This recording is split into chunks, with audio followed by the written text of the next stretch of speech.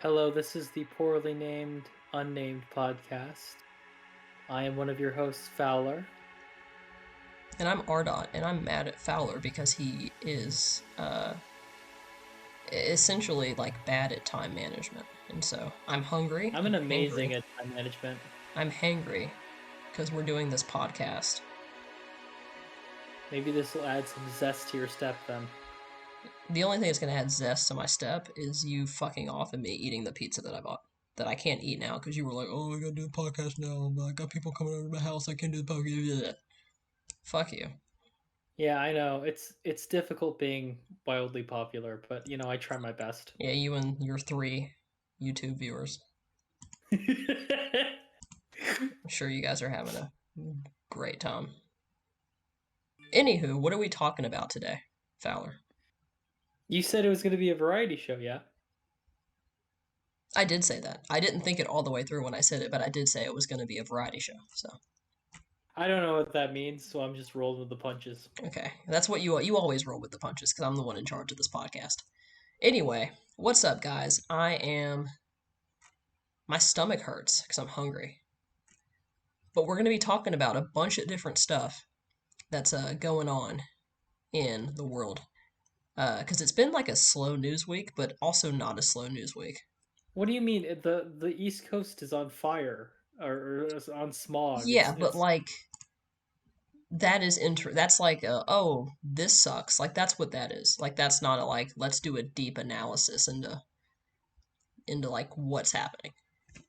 Well, I mean, I think it reveals to some degree like the importance of internationalism because like everything is so interconnected on the planet that you can't just be like, "Ah, this is my nation.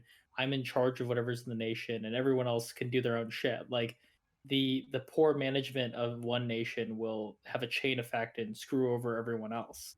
I think that's sort of an You know what interesting else? element of it. You know what also is screwing over everybody else that's making them care about this? The fact that if you go out in New York, it looks like the fucking end of Evangelion movie.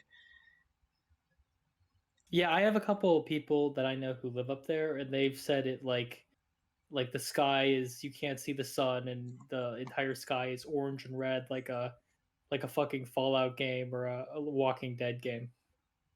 Yeah, it's really bad. And if we don't get a hold of climate change, this is what the world's gonna look like, and it's gonna be bad. It's gonna be really bad. Uh, So yeah, we got those fires going on up in Canada. If you are watching this and you're in New York City, Godspeed. I am viewing this from the south, so I don't have those problems. Yay. Uh, rip to you guys, but I'm kind of built a little bit different down here. Uh, no, for real. Keep yourself safe. Put a towel over your face when you go outside. Uh, damp Or an towel. N95 or whatever the nice Mask. Don't get that shit in your lungs because it ain't coming out. Uh, and be safe, and that's all I can really say. Yeah, I Um, mean it's more of a thing on the West Coast. Like they've had a couple events where they've had huge smog problems, but to my knowledge, I don't think the East Coast has had this problem before. no. Um, The New York Times said it was like the worst air quality I think in the history of the state. yeah, it's bad. I'm looking up some reports right now. Um, I know it's down in Philadelphia's too. Yeah, and everyone knows Philly has their own problems. Although to be fair, their populace is famous for punching out horses after Super Bowls. So Philly was already pretty fucked up.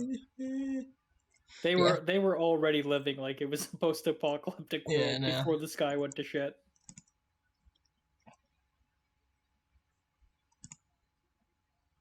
I Said don't it know. was. It'll be more and more difficult for like climate change deniers to rhetorically do their thing because it's become more and more obvious the weather is way more aberrant, the situation is just much more difficult, like it's just this position where I think people are, I don't know, I think it's harder to deny reality. It's harder to deny reality. But the big problem is that the major players you know, that can actually make really, really good changes are, the ones who are denying it the most in a weird way. I think in the United States, one of the big problems we've got here is that climate change, when it happens, is not going to affect us first because we're the wealthiest nation. We have infrastructure and policy and safeguards in place to sort of prevent, or at the very least mitigate a lot of these problems. The countries that are going to suffer the most are, especially if you're an island country, or an island community, and they're already I suffering. I agree to you to somewhat. Like it'll be you'll be able to avoid it longer than other places.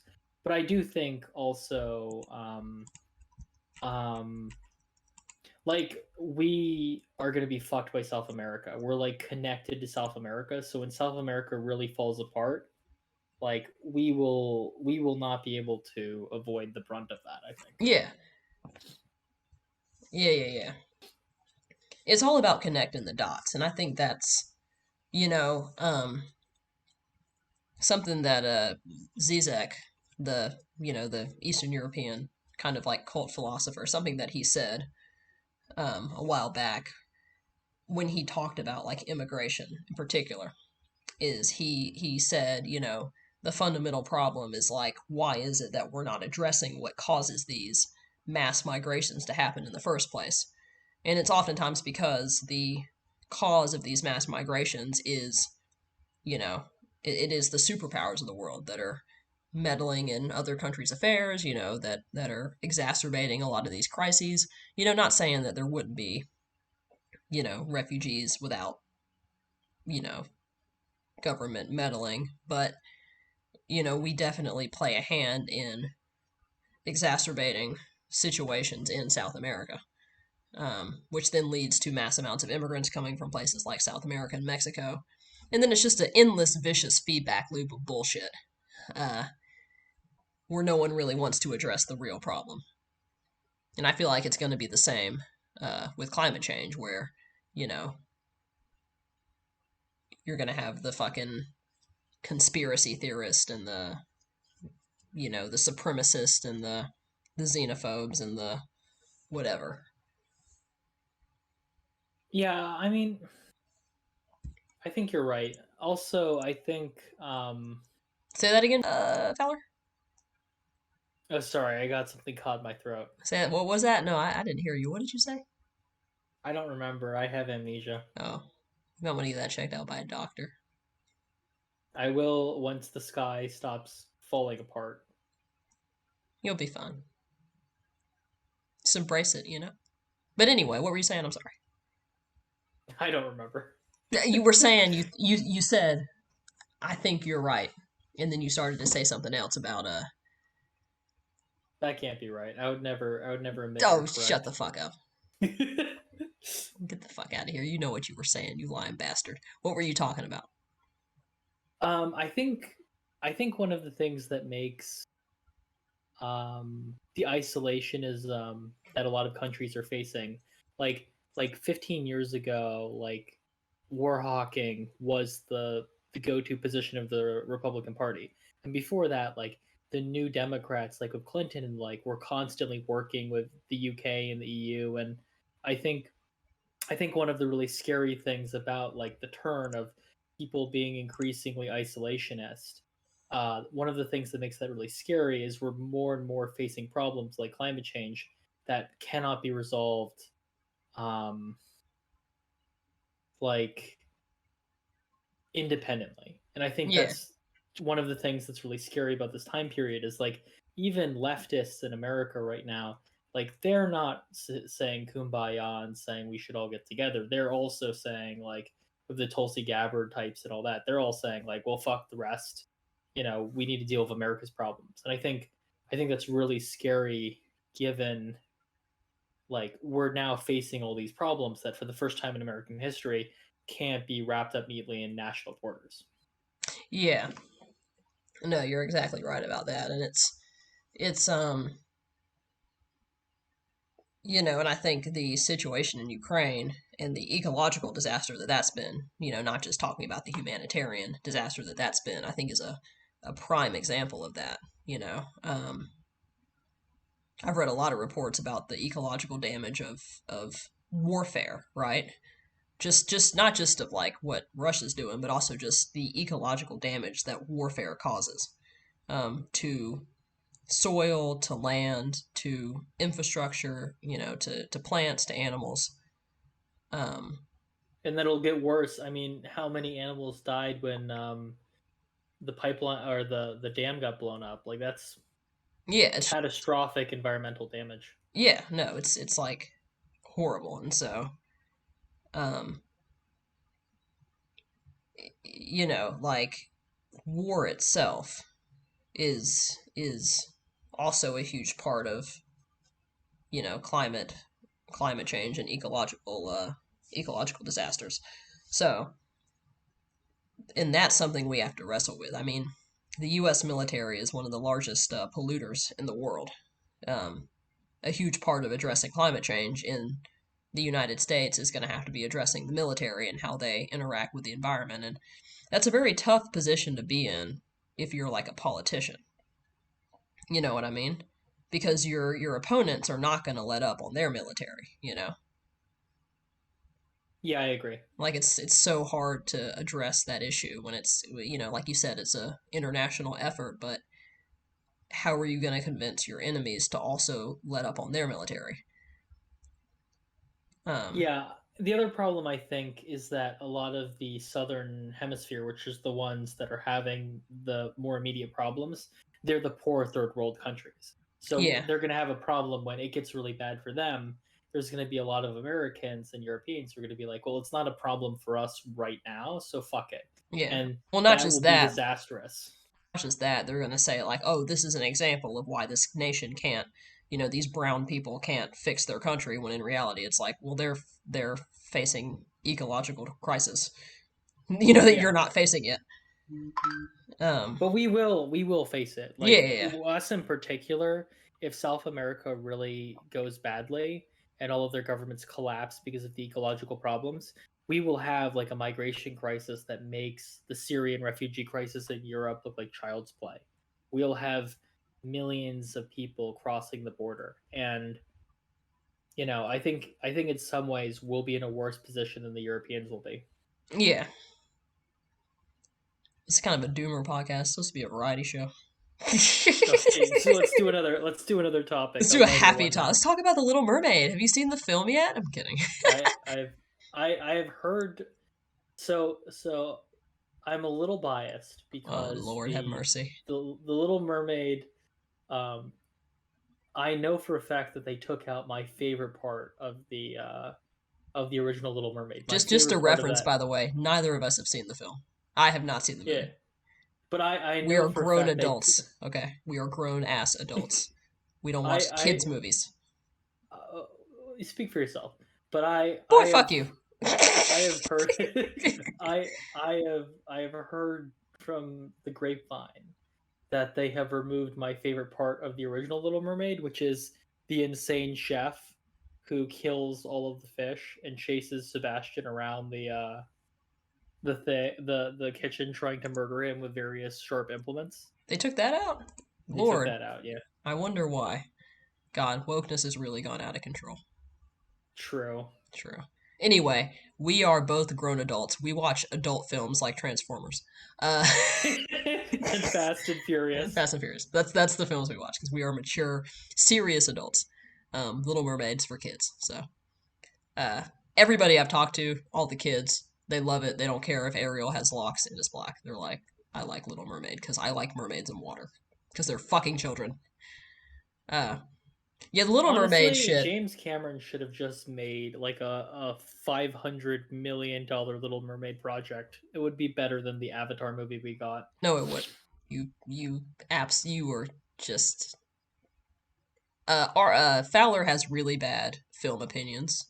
For those listening, The best film he has opinions. very bad film opinions. But no, it's the Little Mermaid controversy. It has got to be like I feel like I lost IQ points listening to people argue about a fucking mermaid. It's so stupid.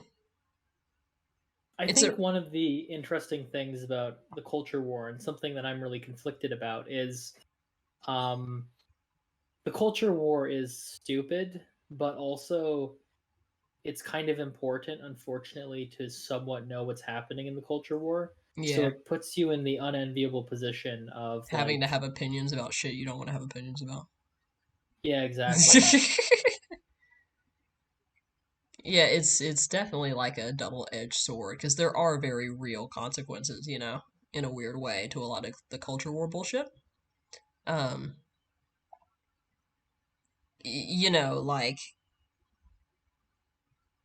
and I think some of the analysis can be very interesting, but for those listening, let me just explain to you why films make remakes. It's because it makes them a lot of money and they don't actually have to like come up with new shit. So they can just remake the thing. There's an already existing market that you Yeah, can there's tap already into. an existing market that they can pull from and that they know is going to make them money, and so they do it. And then they make subtle changes, uh sometimes deliberately, sometimes not. Um I believe with The Little Mermaid that they chose Halle Bailey because she can sing. Um they I believe them when they say that because that is how casting works, and that is what's going to happen in a world with colorblind casting. People who are not white are going to be better at things than people who are white. I know it's very difficult. I know it's very sad and very upsetting, but that is what happens when there are other people that are not you that exist. So, with that being said, sometimes the changes are deliberate, sometimes they're not, but a lot of it is just pulling from an existing market that already exists and making that money. And Disney's really good at that because Disney makes like trillions of dollars a year. So that it's really not a conspiracy. There's no like guy behind the curtain like, oh, we gotta change. It's just money. Yeah, I agree. And I don't know. I will say, With the only ideology baked child's in Disney film sometimes. that I enjoyed was I saw The Lion King, and that was good shit. I liked the Jungle Book remake that they did. I thought that was good. Oh yeah, I saw that too, where Christopher Walken plays like a mobbed up King Louis, yeah, cephalopod or whatever. Yeah. yeah, Although I do like the original King Louis song is one of my favorites. yeah. It's a Um, bop. it's the conspiratorial talk for me that I just find very interesting. But uh, like, oh, it's like, no, like as somebody that is involved in the industry, I can tell you, it's a lot of it is just money, and a lot of film is a very lucrative business, and it's a lot of it is fear. Um, a lot of it is fear as well. It's very difficult to make a successful original piece. It is. It's very hard. Like if you're a producer or an executive, you're betting a lot on, when you make an original piece. So a lot of it is just like doing what's easiest. And then you dipshits go and see it. So, like, I don't know why y'all are mad. uh, Yeah, the anti woke anger is largely an online phenomenon and does not in any way translate to actually like go woke go broke. Disney has made so much more money since attracting the ire of the far right than they had before. I did read a report that it's underperforming in China and South Korea, but like, They hate black people, so that makes sense. true. Anyway, uh, we kid, guys. I know y'all are gonna be in the comments like, "Well, Black Panther made 5,002 trillion Chinese dollars." So it's fine. Yeah, I was hoping that like Black Panther being so well received would mean that movies would be more willing to go like politically more hardcore because Killmonger was like he was literally the scion of a bunch of Black Panthers who were going to blow up a jail in order to free inmates, and then he literally wanted to create like a black nationalist ethno state and like conquer the planet. Like he was pretty out there, you Yeah, he know. And was. I've but they've really not matched him. Like, you know what I mean? He kind of stands alone in the Marvel They gave universe. us Thanos. They were just like, True. yo, this dude really, really hates that there are an odd number of people alive and he wants to even it out. He's just The very thing, optimistic. the thing that I like the stickler in me hates about Thanos is one of the reasons his plan won't work is if you killed half of the universe, the other half would continue to reproduce and Yeah, you would just get to a full universe again. It doesn't like it wouldn't it's an insane evil thing to do, but it's also an insane evil thing to do that doesn't work, you know? And I think that's like the autistic side of me is just not happy about that. yeah. Well, he was called the Mad Titan, so they acknowledged at least that his plan was stupid and that he was just insane. It's just a bad plan all around, Yeah. you know? But look, he brought the physicality, to the MCU. And now we have Kang, and I don't know what Kang's deal is. I don't know what's going on with him. He's a time traveling shithead. Although now that his actor has like beaten women, they might have to retcon him. Rest in peace to a real one. Don't you Yeah, hate it when you beat women and then it affects yeah, the MCU?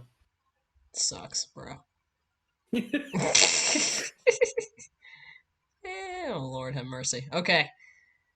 What's another topic? Tucker Carlson had a Twitter show that was apparently a lot, so that's I also mean, what's they happening. removed he by leaving Fox, they've removed the guardrails. Like there's all these things that like the Murdoch family wouldn't allow him to say that he's now allowed to. Because Elon Musk is a maniac, and there's no way that he's going to in any way um like hinder Carlson. I think I don't know. Although if Tucker Carlson was smart, he wouldn't go that far out because like the more niche he is, the less views he will get, I would assume. I don't know. I mean, it seems pretty. It seems like the political sphere is pretty polarized, with the exception of like normies. But even like the normies that I know that are into politics, they listen to shit. They like listen to bits and pieces. They're like, "Oh, here's my crackpot insane theory about why this is," and then they don't vote. So, like that's been my experience. The normies have always been the sleeping giants of history. They rarely know what's going on. They're rarely that involved. But if enough of them get together and decide to do something stupid, basically nothing on Earth can stop them from shifting, the wheels of history. Yeah. So we'll see. We'll see. I mean, I don't know. I haven't looked at any stats on how well it did. I don't know if I can view stats. And I don't really trust the stats that's all. If there are stats that are taken by Twitter, I don't know. I don't know if they're reliable statistics. Wish I knew why he chose to do that because he got all sorts of offers to work for actual news companies that like knew anything about shows. I can't imagine why you would not want to be on like an actual real news network unless like he gets an insane cut. Like he's getting like 80% of the fucking revenue because he Mm. doesn't have a news I mean, network. it might be because of Elon Musk, because Twitter is not a news organization, so even if he were to go to another news source, he would still kind of be hindered by bureaucracy. Whereas with Twitter, he's not really hindered by bureaucracy. And if he plays his hands correctly, he can really, really swindle. And then I also think a lot of his base is on Twitter as well. Like, I can't imagine him working for like RT, where a lot of his base are like Russians. He would probably have to cater to Russians, and he probably doesn't want to do that. Yeah, although I think the more logical pick isn't RT, it's like going to Newsmax or OAN. Like that's where I would have guessed he would have gone to. I don't know. Does Newsmax and OAN have as big of a like Well, they're mainstream impact? still not no, but like theoretically you could change that. Like Fox News's ratings are in the fucking toilet. So like you don't need to be the biggest in news if you're Tucker Carlson. You are Tucker Carlson. You can potentially take a second rate news org and propel it into greatness. Yeah. Yeah, I don't know. I I think don't know, he chose Twitter because of the no strings attached, no bureaucracy. It's just him and Elon. Uh, but that also means if it fails, it's all on him. yeah.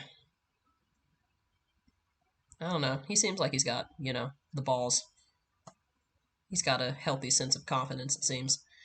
So maybe he thinks he can pull it off. But well, it remains to be seen. Like I said, I've not seen any numbers on how successful the program was.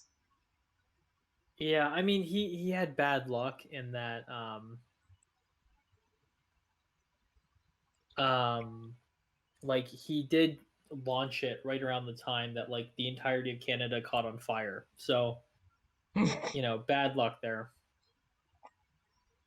You can't fuck the tuck if you know what I mean.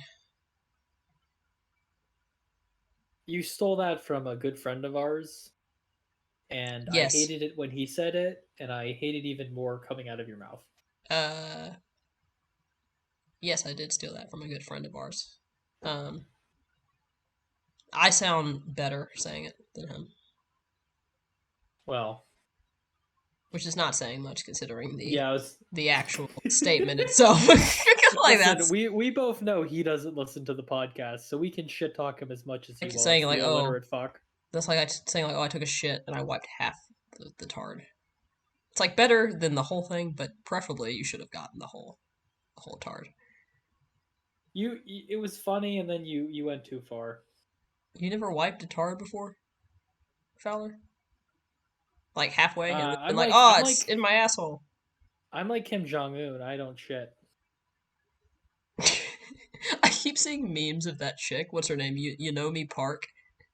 Yeah. North Korean chick, and she's like, in North Korea we don't have like car. Yeah, I saw some insane shit she said where she like the quote was like we're not Asian in North Korea, we're like Kim Jong Un like race or something. I had no idea who she was. Like she's sort of popped up in my like thing where like every once in a while I'll hear like, "Oh, do you remember that crazy bitch who said that insane thing?" And then I'll look and it's the same woman. You know what I mean? She's funny. She's like very. She's I just mean, like we mock her for being stupid, but also like she's made a career out of it. And who's yeah, really stupid, her or the people who like give her attention? You know what I mean? true, true. This is like the this is the based show right now because we've said some sus stuff. We got my checklist here. If anybody ever contacts us later on, like, hey, remember on a name podcast number, whatever the fuck this podcast number is, and you said this shit about me? Fuck you. Well, given that I don't, you're the one who likes to live dangerously. I'm not really a hot I takes do. machine. I do love. God, I love to live dangerously. For those listening, I just want to warn y'all. I like to thread the needle, like as thinly as humanly possible.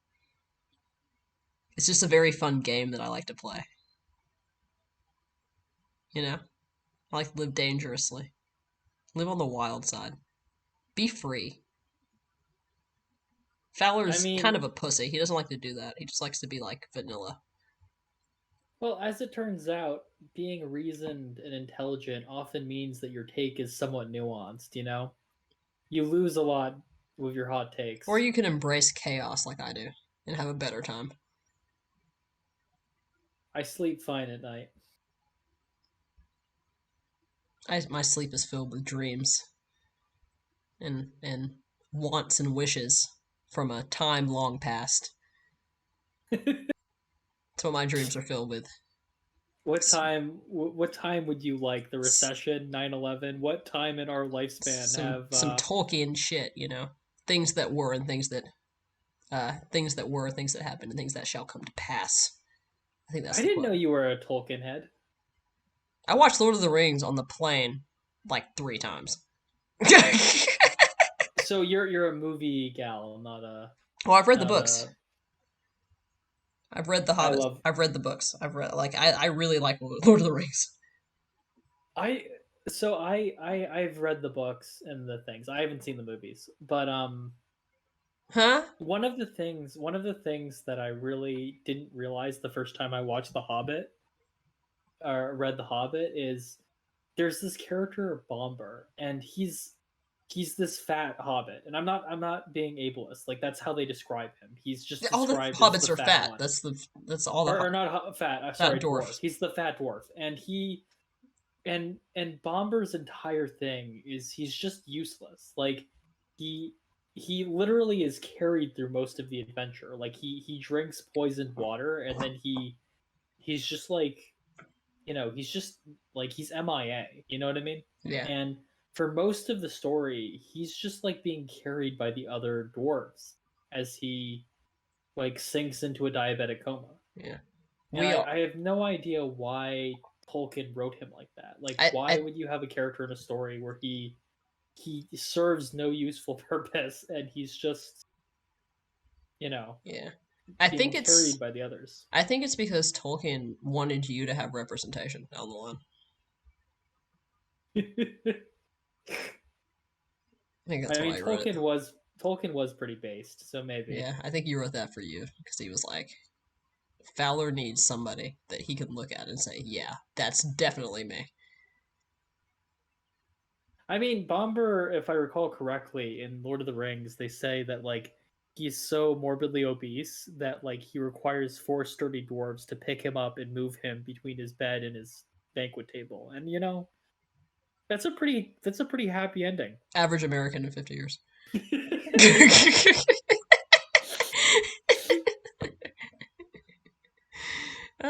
On that note, I have to go eat pizza. Um, so it's goat cheese pizza. It's very fucking delicious. Um, so we're gonna end this variety show. I hope you guys had a good time listening. Uh, I don't know what we're gonna talk about in the next week because it's been a slow news week. It's been Fowler and I have both been kind of MIA from the podcast scene. We've been going places, doing things, meeting people, having good times. So I don't really know. You know, I will have to. I want to say hopefully something happens, but I feel like at this point that's bad. Like I don't want things to happen. I want things to be calm.